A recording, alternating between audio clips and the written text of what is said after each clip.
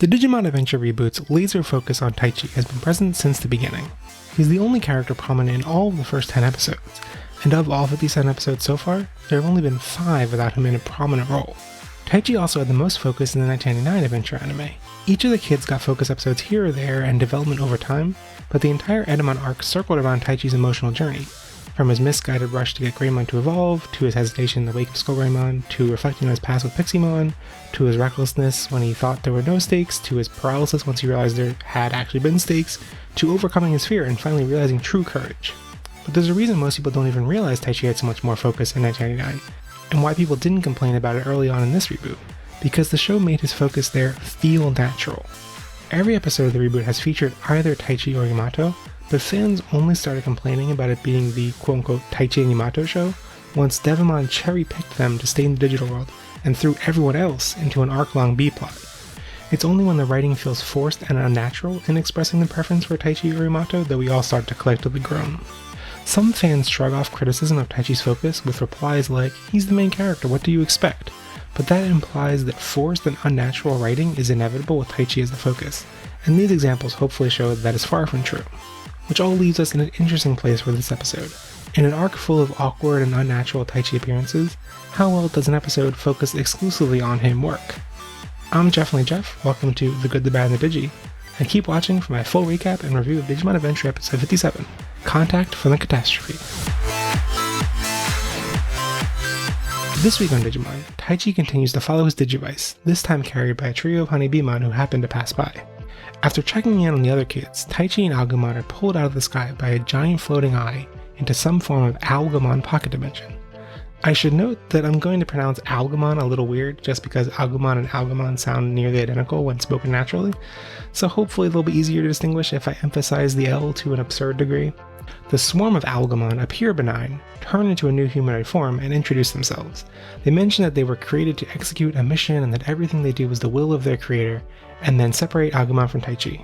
Once Agumon breaks free, he finds that Taichi's been captured and hidden amongst dozens of fake Taichis. Algamon tells Agumon that he needs to free the real Taichi to escape the pocket dimension, that all of the fakes are rigged to explode if they're freed, and that the real Taichi will die if Agumon doesn't figure it out soon. After his protective instincts backfire and he can't figure out who the real Taichi is, Agumon decides to free them all, however much damage they might do to himself in the process. Agumon hesitates when the strategy gets him nowhere, but then he remembers how Taichi would never give up and his newfound determination bursts through all the fake Taichis. With the real Taichi freed, Agumon evolves and bursts through swarms of Algamon, then finally breaks free of the pocket dimension. The humanoid Algamon leaves an ominous message about being tasked with testing them, their creator beginning to move, and the end coming soon, and then disappears. Taichi reports back to Koshiro, and ominous music swells as Algamon reports back to their creator. First off, the good.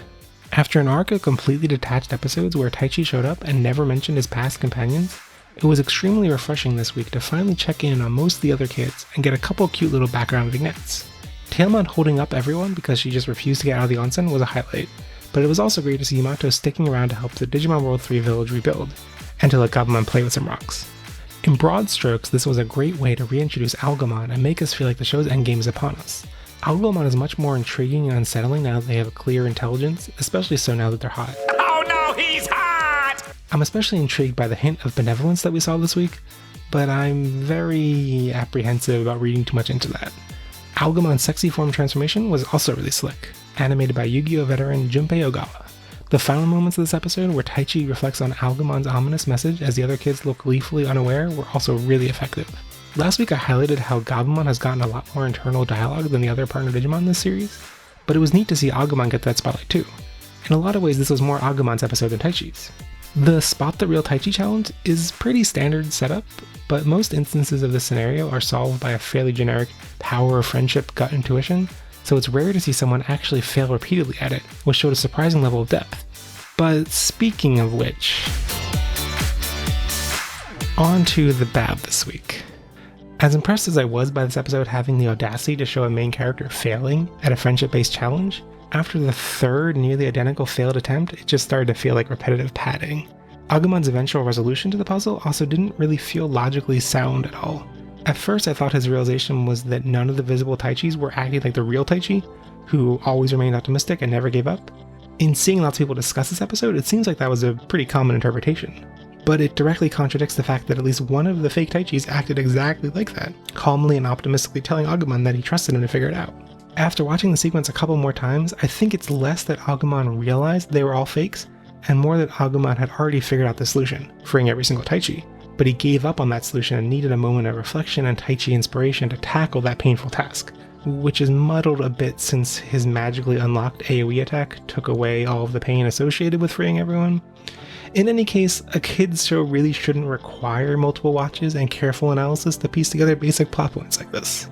I really like the mystery of Agumon's creator, who seems to be watching our protagonist and waiting for the crest to activate in a way that could be fitting for a benevolent ally, or way more likely, for the show's final villain. But, like the crest introduction episode at the beginning of this arc, this episode barely moved us forward in any important mysteries. It didn't answer any questions and just raised a single new one, a question which we were all kind of asking already, and that's a formula for a pretty frustrating lore episode. I'm also a little bummed that the most exciting and intriguing part of the episode, that Agumon might actually be benevolent and some kind of future ally, seemed to be written off so quickly.